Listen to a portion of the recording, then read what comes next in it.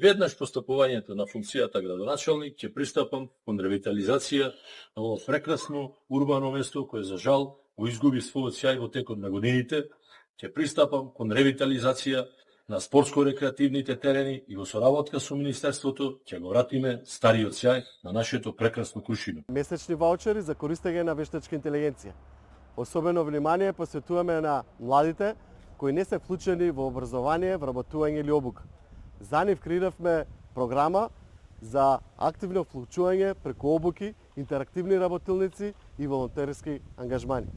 Дополнително за 50% ги зголемуваме стипендиите за талентирани ученици.